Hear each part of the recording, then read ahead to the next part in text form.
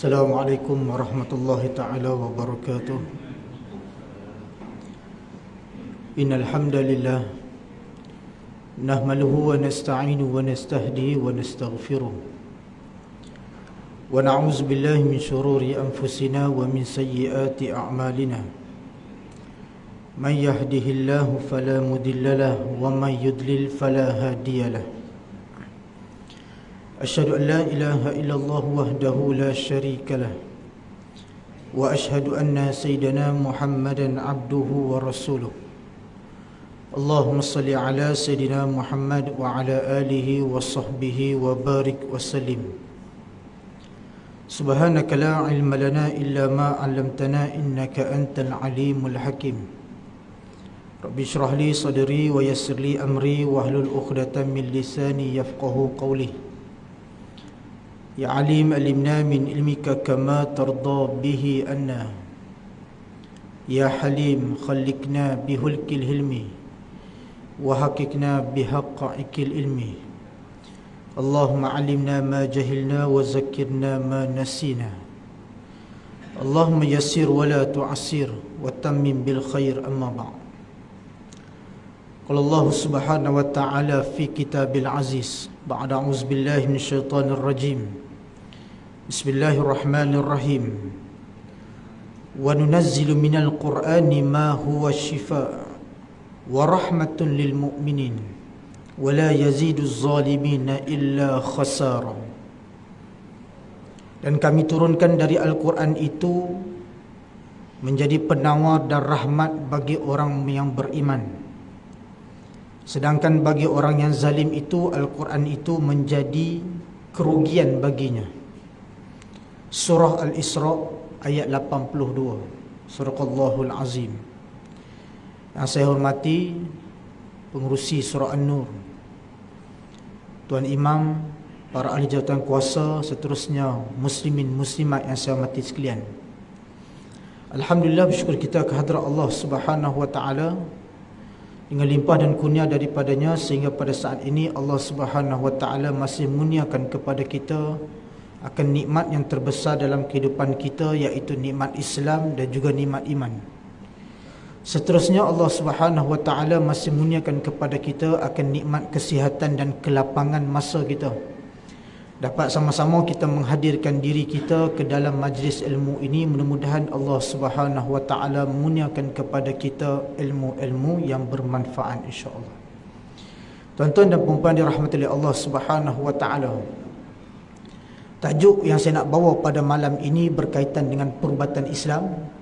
Sebelum daripada ni saya telah datangkan tentang tajuk sihir. Dan selepas daripada tu saya ceritakan tentang saka. Dan pada malam ni saya nak bawa tuan-tuan dan puan-puan untuk sama-sama kita kenali tentang santau. Okey, bahayanya santau ni. Sebab apa saya bawa tajuk santau ni tuan-tuan dan puan-puan? Hari ni ramai orang yang dia terkena santau tanpa dia sedar dia kena santau. Sebab santau ni dia bukanlah suatu sihir yang dihantar untuk menjadikan seseorang itu mendapat tanda-tandanya secara terus. Sebaliknya santau ni dia mengakibatkan seseorang itu hanya menyedari dia disantau secara perlahan-lahan. Ada orang kena santau 2 bulan kemudian baru tahu. Ada orang yang kena santau 2 tahun kemudian baru dia tahu. Sedangkan dia tak tahu yang dia ni sudah ada tanda-tanda dia disantau. Itu yang pertama. Yang kedua, kenapa saya nak bawa? Kerana hari ni ramai orang yang dia terkena santau asbab kerana pengamal santau dia menyantau orang tanpa sebab yang khusus. Maksud dia siapa-siapa sahaja boleh terkena santau. Dia tak ada niat pun nak santau satu orang ni yang mana secara khusus aku dendam dengan dia, tak. Tapi kebanyakan hari ni orang yang terkena santau adalah santau yang datang daripada orang yang menyantau secara rambang. Hari ni kita nak cerita tentang santau. Baik tuan-tuan dan puan-puan. Baik, yang pertamanya, apakah itu santau? Santau itu sebenarnya apa? Di dalam kamus Dewan tercatatkan bahawa santau ini adalah suatu perkara yang beracun. Yang beracun. Tetapi mengikut daripada pengamalan perubatan Islam, santau ini adalah sesuatu yang beracun yang disusuli dengan mantra untuk menghadirkan jin di dalam pengamalan tersebut. Maksud dia, kalau nak jadi santau kena ada 3 benda ni. 3 elemen ni kena ada baru dia jadi santau. Yang pertama iaitu bahan-bahan beracun. Okay? Ramuan-ramuan yang beracun. Yang kedua, disusuli dengan mantra-mantra sihir. Dan yang ketiga, kehadiran jin untuk membantu santau tadi supaya menjadi ke atas orang yang nak dituju. Kalau tak ada 3 elemen ni, dia tak akan jadi santau. Kalau tak ada 3 elemen ni, dia tak akan jadi santau. Sebaliknya, perkara itu hanyalah disebut sebagai racun sahaja. Racun. Ada orang yang terkena, kemudian muntah darah. Boleh jadi kena santau, boleh jadi bukan santau. Sebab apa? Boleh jadi dia terkena racun. Kerana racun juga boleh menyebabkan seseorang itu muntah darah. Tetapi sekiranya kalau kita nak kenal dengan santau ni, dia mesti ada ketiga-tiga elemen ini. Yang pertama iaitu apa? Dia kena ada ramuan. Sekejap lagi kita akan cerita apa ramuan santau. Siapa nak buat boleh. Cuma kita jatuh syirik saja. Yang kedua iaitu mantra-mantra sihir yang dimasukkan, yang dibacakan ke atas ramuan tadi. Dan yang ketiga, apabila mantra sihir dibacakan, maka akan hadirlah jin untuk membantu si penyantau tadi untuk menghasilkan santau yang hendak ditujukan kepada seseorang. Itu yang pertama. Baik. Kemudian yang kedua, apakah yang menyebabkan seseorang itu nak menyantau orang? Kenapa seseorang ni dia nak menyantau? Yang pertama, tujuan penyantau adalah untuk meningkatkan tahap kecekapan dia di dalam ilmu menyantau orang. Sebab tak semua orang belajar tentang ilmu santau. Ada orang yang ketika mana dia belajar ilmu sihir, yang mana sihir tadi terkandungnya juga iaitu ilmu santau di dalamnya. Ada orang yang mana dia belajar ilmu santau sahaja, dia tak belajar ilmu sihir. Dia hanya belajar ilmu santau sahaja. Kerana amalan santau ini mampu menaikkan darjat dia. Naik 1 darjat. Kerana apa? Dengan menyantau orang, dia akan menjadi lebih kuat. Itu yang pertama. Jadi sebab itu setengah daripada orang ni dia belajar ilmu santau kerana apa? Kerana dia nak memastikan bahawa tahap diri dia ni lebih hebat berbanding daripada orang lain. Itu yang pertama. Yang kedua, tujuan orang menyantau ni adalah kerana dendam. Dendam. Ini paling banyak. Ini paling banyak. Yang mana dia ni menyantau seseorang dengan bertujuan kerana dendam atas sesuatu perkara. Sebagai contoh, dia berkeinginan kepada satu orang perempuan, tiba-tiba perempuan itu telah dirisik dan bertunang dengan orang lain. Kemudian satu hari dia mengambil pendekatan pergi jumpa dengan Tok Bomoh untuk menyantau si orang perempuan dan laki-laki tadi. Kemudian santau dihantar sehingga mengakibatkan laki-laki dan perempuan ini terkena santau dan akibatnya parah. Yang ketiga, kenapa orang nak menyantau? Okay, kenapa penyantau ni dia nak santau orang? Yang ketiga, kerana apabila dia menyantau orang, seseorang itu akan mengalami kesakitan dan sehingga boleh membawa kepada kematian. Jadi tujuan dia apa? Dia nak bagi satu orang tu mati. Bukan setakat dia ni berdendam sahaja, tetapi ada orang yang mana dia nak bagi mati satu orang menggunakan kaedah santau. Ini adalah kaedah yang paling mudah untuk membunuh seseorang. Hari ni kalau sekiranya kita berdendam dengan satu orang, kemudian kita ni upah orang untuk bunuh dia. Upah orang untuk bunuh dia. Kemudian setelah mana si pengupah tadi tu, yang kita upah tadi, kena tangkap. Kena tangkap polis, kemudian dapat bahan bukti, dia petik nama kita, dengan kita-kita sekali masuk dalam. Cara paling senang untuk bunuh seseorang yang mana tidak diketahui oleh mangsa dan juga ahli keluarga mangsa adalah melalui kaedah santau. Hari ni kalau kita berdendam dengan orang, rasa nak bunuh dia tu, jangan guna santau. Jangan. Walaupun orang tak tahu. Sebab apa? Sesungguhnya amalan ini terkandung sebagai salah satu daripada amalan sihir. Santau ni salah satu daripada bentuk sihir.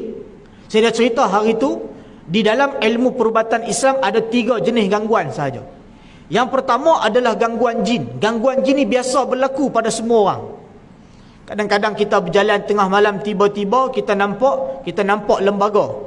Kerana apa? Allah Subhanahu Wa Taala menghadirkan waktu ketika mana tersebut dia ni menjelma di hadapan manusia atas izin Allah Taala. Yang kedua iaitu apa? Iaitu ilmu sihir. Ilmu sihir ni yang paling banyak diamalkan. Yang mana orang tak puas hati dengan satu rumah tangga, dia hantar sihir sehingga menyebabkan perceraian. Satu orang yang ketika mana dia ni berhasad dengki atas majikan ataupun kawan dia yang dapat naik pangkat, lalu dihantar sihir kerjaya kepada dia, mengakibatkan dia tak boleh bekerja. Ada orang yang ketika mana dia ni cemburu dengan hubungan satu orang perempuan yang dia minat, tetapi perempuan tu tak nak dekat dia, akhirnya dihantar sihir jodoh, mengakibatkan perempuan tadi tidak dapat berkahwin dengan sesiapa. Ini adalah amalan sihir. Dan salah satu daripada amalan sihir terkandung di dalamnya iaitu ilmu santau. Santau ni. Dan yang ketiga iaitu saka, yang telah kita bincangkan pada tempoh hari. Baik, hari ni kita nak ceritakan tentang santau. Santau ni tujuan yang kita sebut tadi ada 3. Yang pertama kerana ilmu, dia nak naikkan martabat ilmu dia, yakni ilmu santau. Bahkan disebutkan bahawa kalau satu orang yang dia belajar ilmu santau, dia perlu menyantau sekurang-kurangnya 37 orang untuk memastikan tahap ilmu dia meningkat. Maksudnya sekali dia santau, dia kena santau 37 orang, naik satu martabat. Kemudian dia kena santau lagi 37 orang, dia kena naik satu martabat. Supaya ilmu santau tadi tidak makan pada diri dia sendiri. Bayangkan 37 orang. Kalau hari ni ada dalam surau ni 37, satu orang nak santau cukup habis dah kuota 37 orang, tuan-tuan dan puan. Sekali lagi saya cerita macam mana orang menggunakan kaedah 37 orang yang dia nak santau ni dengan cara yang mudah. Baik. Kemudian mari kita kenal jenis-jenis santau. Tadi yang pertama, kenapa tujuan orang ni menyantau. Yang kedua yang perlu kita tahu adalah jenis-jenis santau. Yang pertama, jenis santau adalah santau makan. Ini adalah cara yang paling senang nak santau orang. Santau makan. Satu orang yang dia tak suka dengan kita, tiba-tiba ada orang main hantar makan. Hantar makan. Baru-baru ni ada satu orang pesakit saya, dia cerita dekat saya, "Ustaz, rumah saya tiba-tiba ada Grab hantar makanan. Kami tak pesan pun. Dah tanya habis dah." Dia kata, "Dok, memang dihantar ke rumah ni," orang Grab tu cakap. "Memang alamat diberi ke rumah ni makanan." Dia kata, "Kami tak pesan apa-apa pun. Saya pun tak boleh buat apa-apa. Memang disuruh hantar ke tempat ni." Tengok. Tak semena-mena ada orang hantar makanan di rumah. Kita ni kadang-kadang air rezeki ni ambil balun makan. Kita tak tahu yang sedangkan benda tu orang hantar. Ni santau makan. Cara macam mana orang menggunakan santau makan ni adalah apabila seseorang yang memakan bahan yang telah terkena santau tadi mengakibatkan dia sudah terkena santau. Dia makan rasa sikit saja dah kena dah santau. Dah kena. Dan saya sebutkan tadi macam mana cara orang nak meningkatkan dengan martabat dengan menyantau sebanyak 37 orang. Dengan menggunakan pendekatan menyantau kedai makan. Ni cara paling senang.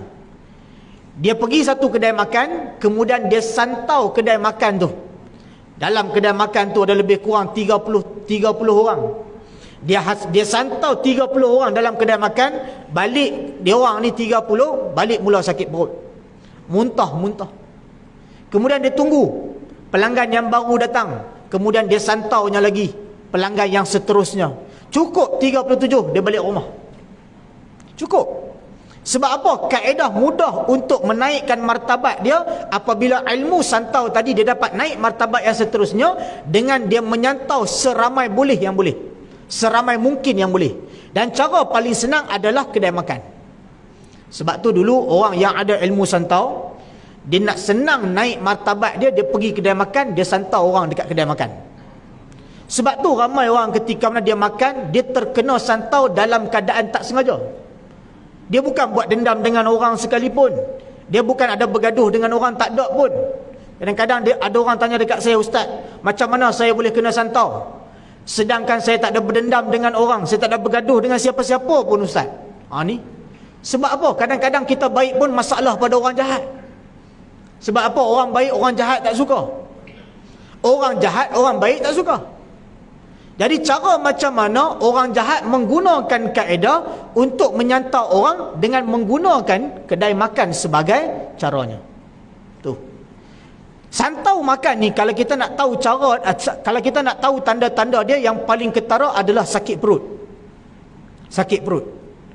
Satu orang yang terkena santau di kedai makan atau mana-mana tempat sekalipun, mana-mana tempat dia terkena santau ni, kebiasaannya dia akan sakit perut. Sakit perut. Makan tak lama sekejap dia sakit perut. Perut dia ni mudah sebu. Mudah sebu. Kadang-kadang ada orang yang dia ni ada gastrik. Ada gastrik, kemudian dia jaga kontrol makan dah. Dia makan ikut waktu, dia tak makan makanan yang pedas, dia tak makan benda-benda yang berminyak sangat, tapi tetap sakit perut. Sebab apa? Sebab dia terkena santau. Cara paling senang nak kenal orang yang kena santau melalui makanan adalah sakit perut. Kalau dipegang, perut dia ni jadi keras. Sakit tu bila kita pegang tu, perut dia ni keras. Keras. Walaupun tak makan, pegang ni keras. Keras. Kalau kita biasa pegang, lembut perut ni. Tapi bila kita pegang dia tu, perut dia tu keras. Itu tanda dia terkena santau melalui makanan. Jenis santau yang kedua adalah santau angin. Santau angin ni adalah santau yang mana dihantar melalui angin kepada seseorang. Dan santau angin ni berpotensi terkena kepada sesiapa sahaja. Yang mana kalau sekiranya laluan yang dihantar kepada seseorang, ada orang lain yang lalu di hadapannya, sudah terkena. Sebagai contoh, si penyantau duduk dekat sini. Orang yang nak disantau dia tu duduk di hadapan dengan dia, lebih kurang 100 meter. Kemudian dihantarnya menggunakan kaedah angin, sama ada ditiup ataupun diletakkan di celah kuku. Dan kaedah yang selalu digunakan adalah diletakkan di celah kuku. Santau ni diletakkan di celah-celah kuku, kemudian diterbangkan melalui angin. Ini selalu orang guna nak santau kedai makan, ni kaedah dia. Kalau lalu depan kedai makan, ada orang duk buat macam tu, lari keluar, tuan-tuan. Jangan duduk dalam kedai makan tu. Duk nampak daripada luar orang duk buat macam tu, dah lari keluar. Sebab apa? Orang tengah duk santau. Okey, santau ni disimpan di celah-celah kuku, kemudian dihantar melalui angin. Siapa sahaja yang lalu di hadapan orang yang sedang menyantau ni, siapa sahaja, dia akan terkena tempias santau tadi. Dia akan terkena. Walaupun bukan ditujukan kepada dia, santau ni tadi dia akan pergi, siapa sahaja yang lalu sudah terkena. Tu kadang-kadang ada orang datang kat saya ni, "Ustaz, macam mana saya boleh kena santau? Saya tak ada apa-apa ni pun, tak ada gaduh dengan orang, tak ada ambil makanan orang pun, ada orang bagi hantar makanan, tak ada, Ustaz." Saya kata, kadang-kadang boleh jadi orang nak santau jiran kita terkena. Orang hantar ni dekat rumah nombor 10, rumah nombor 8, rumah nombor 12, turut terkena. Sebab apa? Santau ni dia berpotensi terkena pada sesiapa sahaja, walaupun orang tu bukan sebagai tujuannya. Ni dua cara ni, dua jenis sihir ni terkena kepada sesiapa sahaja. Tetapi jenis sihir yang ketiga ni tidak terkena kepada orang sebarangan. Iaitu jenis sihir yang ketiga, jenis santau yang ketiga adalah santau tuju, nama dia. Santau tuju ni adalah santau yang dikenakan kepada orang yang dia bertujuan sahaja. Dan kebiasaannya digunakan gambar sebagai caranya. Kita duk tepek gambar di Facebook, kita duk tepek gambar di Instagram, kemudian diambil gambar tersebut digunakan sebagai bahan untuk menyantau si orang dalam gambar tu tadi. Ketika mana dihantar santau kepada orang yang berada di dalam gambar, orang lain takkan terkena. Orang lain takkan terkena. Dan kebiasaan orang yang terkena santau tuju ni, dia punya kesan lebih teruk berbanding daripada tak dituju. Orang biasa kena santau, makan secara rambang, pergi kedai makan, kemudian terkena. Orang yang dituju menggunakan angin, santau angin. Okey, potensi kesan dia tu adalah lemah sikit berbanding daripada orang yang dikenakan santau tuju ke atas dia. Ini adalah 3 jenis santau. Yang pertama makan, yang kedua angin, dan yang ketiga adalah santau tuju. Baik. Kemudian, macam mana kita nak kenal macam mana kita nak kenal orang yang terkena santau? Saya sebutkan tentang 5 tanda-tanda utama yang terjadi yang menyebabkan seseorang itu dikira sebagai terkena santau. Yang pertama adalah sakit perut. Macam mana kita nak kenal orang yang terkena santau? Sakit perut. Sakit perut dia ni adalah sakit perut yang luar biasa, bukan yang biasa. Dan sakit perut dia ni bukan sakit perut rasa nak berak tak, bukan. Nak buang air, bukan. Tetapi sakit perut dia ni seakan-akan memulas dalam perut. Dia rasa macam lapar ni, tapi dia dah makan, tapi sakit perut. Baru sekejap tadi 1 jam dia dah makan, tiba-tiba sakit perut memulas. Rasa macam nak buang air? Tak. Dia akan rasa macam sakit dalam perut ni, bisa dia tu mengakibatkan kadang-kadang dia tak boleh bekerja. Bisa santau tadi sehingga mengakibatkan dia tak boleh keluar daripada rumah. Ni santau ni. Itu yang pertama, sakit perut. Tanda yang kedua adalah batuk-batuk. Okey, dan simptom batuk ni adalah simptom biasa yang terjadi ke atas orang yang terkena santau. Cuma sekarang ni nak kenal susah lah. Batuk COVID pun ada, kan? Ada orang batuk santau pun ada. Jadi nak kenal pun susah. Pergi ke doktor, saya ni batuk lama dah. Doktor kata awak ni terkena post-COVID sebagai contoh. Post-COVID batuk yang berpanjangan. Sebab apa? Sebab simptom dia adalah sama. Simptom sama. Orang yang terkena santau, batuk dia adalah berpanjangan. Dan cara kita nak kenal orang batuk yang kena santau ni beza. Bukan kita koh. Kebiasaan orang yang batuk santau ni dia batuk, dia diam sekejap, kemudian dia batuk balik senyap, kemudian dia batuk balik. Dan batuk ni berpanjangan, kebiasaannya melebihi daripada 2 bulan. 2 bulan kat. Ada yang makan tahun, tuan-tuan. Datang jumpa saya 2 tahun batuk tak berhenti. Pergi jumpa doktor, dah 5 kali jenis ubat dah tukar-tukar. Makan ubat ni dah habis, doktor bagi ubat yang lain, habis. Makan ubat yang lain, 5 kali ubat tak hilang. Sebab dia ni ada santau dalam badan yang tidak dikeluarkan, yang mengakibatkan simptom itu berpanjangan. 2. Yang ketiga, tanda-tanda orang terkena santau adalah sesak nafas. Sesak nafas. Sebab apa sesak nafas, tuan-tuan? Sebab orang yang terkena santau ni, saluran pernafasan dia dipenuhi dengan bahan-bahan santau. Ni, saluran pernafasan dia dipenuhi dengan bahan-bahan santau. Kalaulah saluran pernafasan kita besar ni, apabila dimasuki dengan bahan-bahan santau, mengakibatkan saluran tadi menjadi lebih sempit. Asbab kerana di dinding-dinding laluan pernafasan kita itu diselimuti dengan bahan-bahan santau. Nih. Lalu menyebabkan seseorang itu pernafasan dia lebih pendek berbanding daripada biasa. Kalaulah sebelum ni dia berjoging 1 kilometer tak penat. Tapi setelah mana dia disantau 500 meter pun dah penat. Berlari 500 meter pun sekejap dia dah rasa penat sangat-sangat dah. Dan dia mula akan rasa sesak. Dada dia ni akan rasa sesak dan juga ketat. Dada dia. Ini pesakit yang biasa dilalui oleh pesakit santau. Yang kedua, yang ketiga tadi apa dia? Sesak nafas. Yang keempat adalah loya. Loya dia rasa nak muntah. Selalunya orang yang terkena santau, dia akan kerap rasa nak muntah. Bangun pagi-pagi dia akan loya rasa nak muntah. Bangun pagi-pagi rasa loya nak muntah.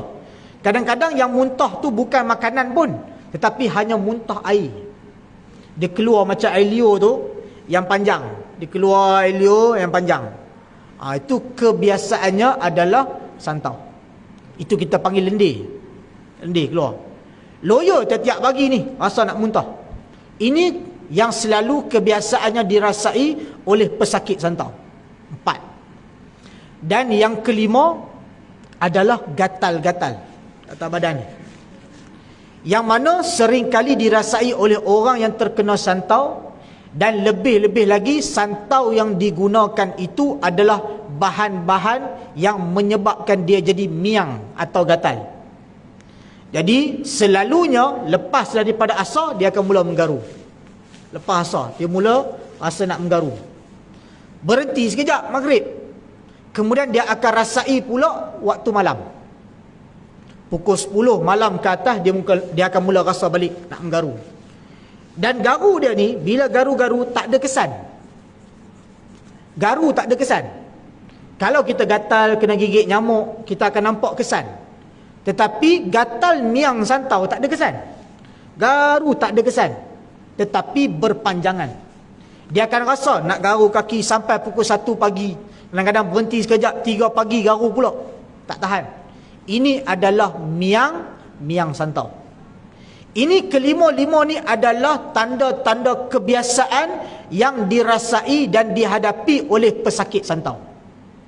Dan lebih teruk kalau kita nak kenal satu orang tu yang terkena santau, yang sudah lama ataupun sudah teruk, kuku dia mula kebiru-biruan. Biasanya kuku kaki lah. Kuku tangan ni nampak juga sikit. Tetapi kuku kaki paling ketara. Tengok kuku tangan sikit, kuku kaki paling ketara. Sebab apa? Sebab kuku kaki ni adalah tempat yang kita tak tengok. Kita tak tengok. Sebab tu saya sebut, santau tadi adalah satu bahan beracun yang dihantar menggunakan mantra jin dan kehadiran jin yang dihantar untuk memastikan seseorang itu merasai kesannya secara perlahan. Dia takkan jadi secara teruk, kena hantar-hantar esok muntah darah mati, tak. Dia akan kena tu sakit sikit-sikit. Sekejap lagi saya akan cerita lagi tanda-tanda dia. Antara tanda lain orang yang terkena santau adalah badan menjadi susut, kurus. Pelik, dulu kalau dia 80 kilo, tiba-tiba setelah mana 3 bulan dia turun dekat 30 kilo, jadi 50 kilo. Orang tegur, sakit ke?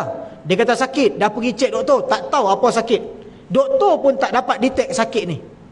Tapi dia selalu sakit dalam badan, dia nak bangun susah, badan dia mula rasa bisa-bisa. Ini adalah simptom yang dialami oleh orang yang terkena santau. Selain daripada 5 ni, tanda biasa, selain daripada tu, kuku kebiruan. Selain daripada tu, mula susut tubuh badan. Susut. Kurus sangat. Dan yang seterusnya, dia mula menghadapi sakit-sakit fizikal. Dia pergi jumpa doktor, doktor sahkan dia ada sakit dalam perut. Doktor sahkan dia ada sakit dalam paru-paru. Doktor sahkan dia ada sakit dalam kelenjar. Doktor sahkan dia ada sakit dalam usus. Ini adalah penyakit-penyakit fizikal yang tumbuh asbab kerana santau. Tu. Ini tanda-tanda santau. Jadi kalau kita nak kenal tanda-tanda santau, tengok ada tak tanda-tanda ni. Kebiasaannya kalau ada 3 daripada 5 tadi, kita sudah kategorikan dia sudah terkena santau. Sebagai contoh, dia ada sakit perut, kemudian dia ada sesak nafas, dan dia ada gatal-gatal. Sudah dikategorikan kena santau. Walaupun dia tak ada loya, walaupun dia tak ada batuk. Ataupun dia menghadapi batuk yang berpanjangan. Yang kedua, gatal-gatal badan. Dan yang ketiga, dia mula sakit perut. Okey, dia ada 3 ni. Dia tak ada sesak nafas, tak ada. Tak ada sesak nafas. Ada seorang pesakit saya ni, dia ada 1 sahaja tanda, iaitu batuk. Dia tak ada sesak nafas, dia tak ada sakit perut, dia tak ada gatal-gatal badan, dia tak ada loya pun. Kuku dia tak biru, tubuh badan dia turun sikit saja. Okey, tetapi batuk yang berpanjangan. Apabila saya cuba untuk saya menggunakan kaedah dengan cuba rawat menggunakan kaedah santau, memang ternyata ada santau yang keluar. Cerita santau gatal tengok. Okey. Bila ketika mana tanda-tanda ni terjadi mengakibatkan terjadinya kesan yang berpanjangan kepada seseorang mangsa santau. Apakah kesan-kesan yang dialami? Yang pertama adalah mati. Ini kesan yang pertama yang boleh terjadi. Mati ni paling atas. Kalau seseorang itu, saya cerita kalau ada satu orang yang dia nak sihir satu orang, dia boleh sihir tapi tidak mengakibatkan kematian.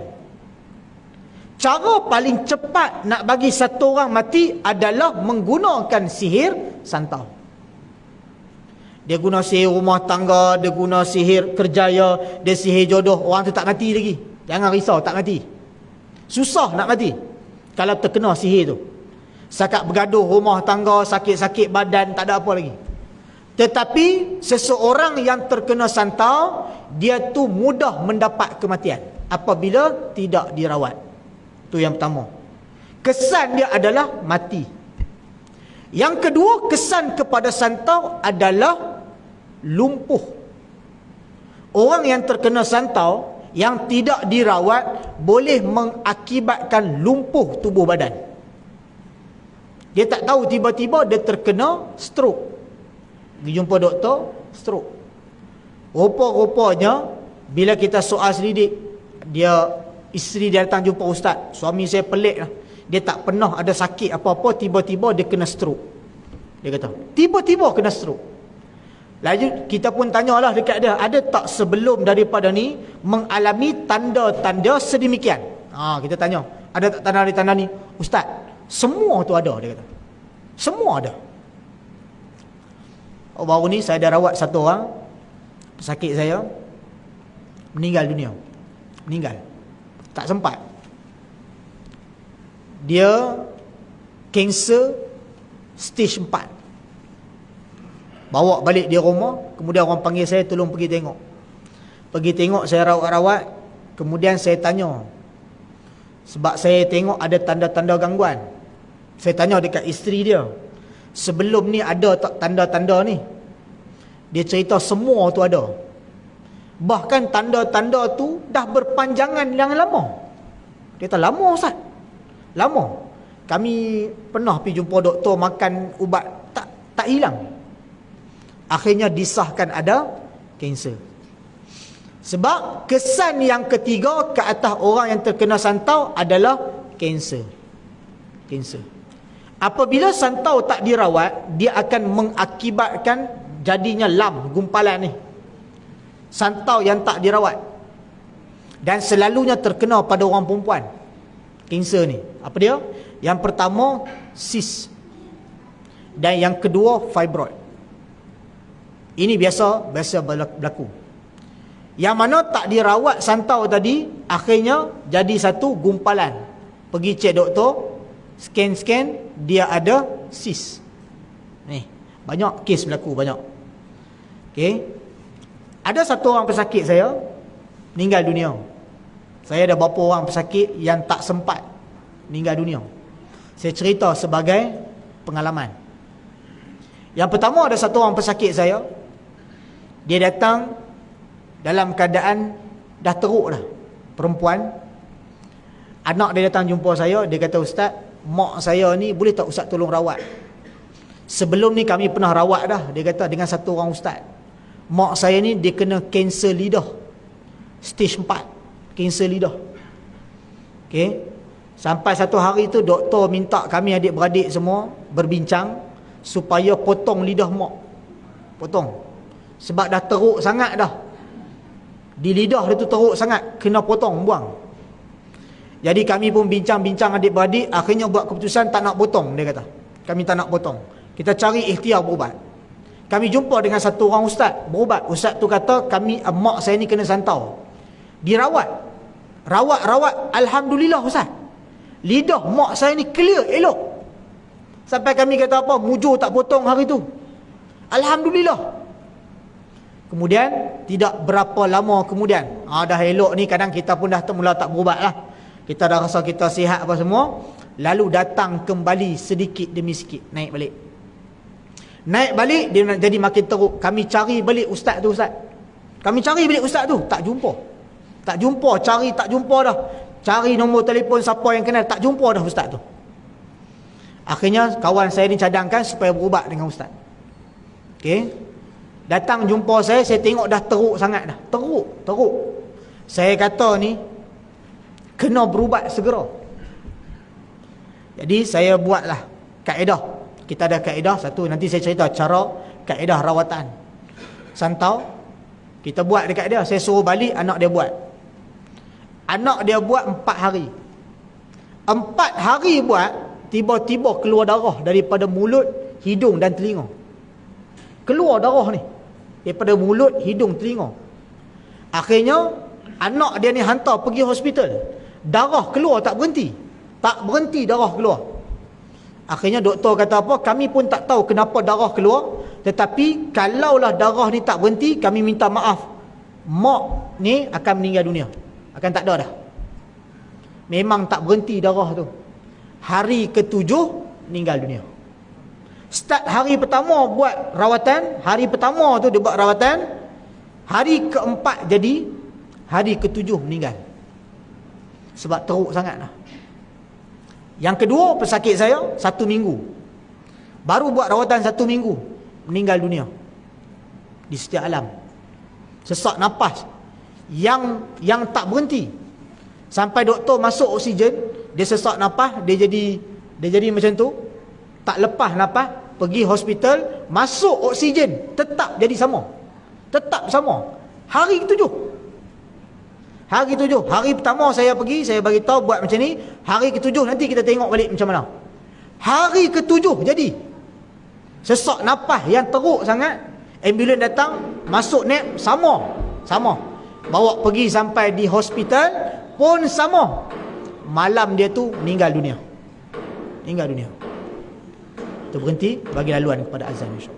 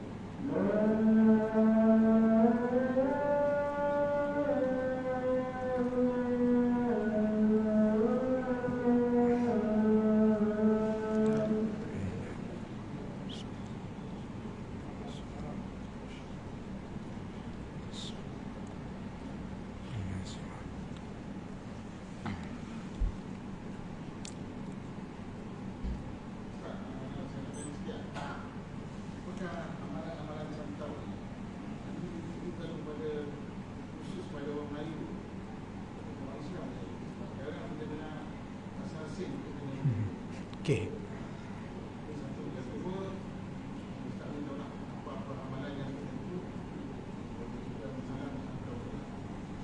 Boleh. Baik. Soalan yang pertama tadi, adakah santau ini hanya terkena atau biasa berlega dalam kalangan orang Islam Melayu sahaja? Baik. Sebenarnya ilmu santau ni adalah popular di kalangan orang Asia sahaja. Okay, ilmu santau ni hanya popular di kalangan orang Asia. Okay, 3 negara yang kebiasaannya, iaitu Malaysia, Indonesia dan juga Thailand. Tetapi okay, santau ini kebanyakannya diamalkan hanya di 2 negara, iaitu Malaysia dan juga Indonesia sahaja. Thailand dia jarang guna ilmu santau. Okay, Thailand ni dia terkenal dengan sihir. Sebab tu orang panggil bila ketika mana satu orang kena sihir daripada Siam, teruk. Okay, ni sihir. Tetapi bagi santau ni 2 negara yang terkenal, iaitu Malaysia dan juga Indonesia. Dan kemudiannya daripada 2 negara ni, okay, yang selalunya mengamalkan ilmu santau ni adalah datang daripada kalangan orang Melayu. Ni yang selalu duk amal. Okay, sebab apa? Ini salah satu daripada ilmu dan cara yang diamalkan, iaitu ilmu songsang yang diamalkan, yang bertentangan dengan Islam tetapi diamalkan oleh orang Islam. Ni ilmu dia. Okay, jadi selalunya sihir digunakan oleh orang Islam dan bukan Islam, tetapi santau kebanyakannya digunakan oleh orang Islam dan Melayu. Sebab apa? Sebab kerana santau ini tidak diketahui oleh orang yang terkena. Siapa yang kena santau, dia tak akan dapat detect siapa yang hantar santau tu. Dia tak akan dapat jumpa. Susah. Siapa dia yang hantar makan ni, siapa dia, tak tahu sampai ke sudah. Kata ada 3-4 orang bagi makan ni, tak tahu sampai ke sudah. Dan orang yang mengamalkan santau ni, kadang-kadang kita pun tak pernah nampak dia macam cara-cara ataupun ada ciri-ciri tok bomoh, tak ada. Tetapi sebab apa saya sebut pada permulaan tadi, dia bukan nak mengamalkan sihir, tetapi dia nak mengamalkan ilmu santau sahaja. Tu. Kemudian yang kedua, satu lagi amalan saya bagi. Saya nak cerita sekejap sikit tentang ramuan. Ada 3 jenis ramuan yang digunakan untuk buat santau. Yang pertama iaitu bahan beracun. Bahan racun. Kadang-kadang digunakan racun ular. Racun ular ataupun binatang berbisa. Digunakan bisa-bisa binatang sebagai ramuan santau. Pertama. Yang kedua adalah bahan-bahan yang menyebabkan gatal, seperti miang buluh. Okay, guna miang buluh dimasukkan sekali. Dan yang ketiga adalah bahan-bahan dalam bentuk yang tajam, seperti ni. Kebiasaannya ni mentol ni, lampu Kalimantan ni dipecahkan, ditumbuk sampai jadi halus. Tu yang ketika mana orang yang terkena santau ni, dia akan kerak rasa sakit. Sebab apa? Digunakan bahan yang tajam. Jadi ketiga-tiga elemen ini dicampurkan dalam satu. Dia letak dalam satu bekas, dia letakkan tiga-tiga ni. Bahan yang gatal, bahan berbisa, dan juga bahan tu apa? Bahan tajam. Masuk. Disimpan lebih kurang selama beberapa bulan. Dia kena simpan dulu. Simpan. Kemudian dia akan bawa pada satu tarikh yang dia tentukan. Dan kebiasaannya pada waktu tersebut bulan gelap. Bulan gelap. Bulan tak bercahaya. Dia ambil, kemudian dia pergi cari satu jalan yang ada simpang tiga. Simpang tiga. Kemudian dia letak dekat situ. Lalu dibacakan mantra untuk menghadirkan jin pada ketika mana upacara tadi. Jadi kadang-kadang tak jadi. Kali pertama baca jadi tak jadi. Kali kedua kadang tak jadi. Dibuat berulang kali. Sehinggalah tiba-tiba dia akan nampak satu kain ni, dia letak dalam bekas tu, dia tutup dengan kain putih. Sehinggalah dia nampak kain putih tu tadi tiba-tiba terbang, naik. Waktu tu dia akan dengar satu suara yang mengatakan, siapakah orang yang kamu nak, aku akan buat. Jadi dia akan sebut, dia akan tujulah. Dia bagi tahu aku nak orang ni. Jadi dihantar dan ditujukan kepada orang tu. Kalau dah dia kata aku nak buat pada siapa-siapa kat kedai makan ni, dia akan buat, okey baik, dia akan buat. Bila dia dapat saja alamat daripada jin, lalu dibawa balik, kemudian disimpan. Disimpan dekat satu tempat yang tinggi. Dia tak boleh letak bawah. Dia kena letak dekat atas. Bila dia letak dekat atas tu, santau yang duduk dalam bekas tu tadi, dia hidup. Dia hidup. Hidup ni maksud dia apa? Dia daripada sikit dia akan bercambah. Sebab apa? Sebab dia nak guna ambil benda tu untuk santau orang. Dia ambil, dia letak, dia pergi santau. Kemudian santau tadi akan berkurang. Kalaulah dia tak guna, dia bercambah, dia tak guna. Bercambah lagi tak guna. Bercambah lagi tak guna. Akhirnya santau tadi kena kepada dia. Kena kepada dia sendiri. Sebab tu dia kena elok. Tu. Okey, itu adalah ramuan. Baik. Kemudian yang terakhir adalah cara macam mana kita nak rawat. Saya cerita sekali lah cara nak elok dan cara nak rawat. Yang pertama sekali saya nak cerita cara macam mana nak kenal. Nak kenal, kena santau. Balik-balik semua boleh test buat sendiri. Nak tahu kena santau ataupun tidak. Santau ni yang pertama, dia allergic dengan limau. Dia tak boleh kena limau. Jadi, balik nanti ambil limau nipis. Cari limau nipis, satu biji. Kemudian ambil garam kasar, sikit je. Ketul tu ambil, masuk satu, belah potong, masukkan sumbat garam tu dalam limau nipis tadi. Kemudian perahkan dalam mulut sendiri. Setitik dua pun cukup lah. Setitik dua pun masuk dalam mulut, sudah. Tengok, kalau malam tu tiba-tiba tak boleh tidur, malam tu rasa nak muntah, malam tu rasa sakit perut yang sangat, ada santau dalam tubuh badan kita. Kalau malam tu tak ada apa, elok saja. Okey, maksudnya badan kita clean, kosong, tak ada santau. Sebab apa? Sebab santau dia bertindak balas dengan limau. Dia cukup tak boleh. Bahkan kita masak satu masakan, kita perah limau saja, orang yang terkena santau, dia makan makanan tu, dia akan sakit. Dia akan sakit. Jadi itu boleh test. Baik. Kemudian, cara macam mana kita nak rawat orang yang terkena santau? Okay, ada kaedah khusus. Kaedah khusus ni kena jumpa perawat.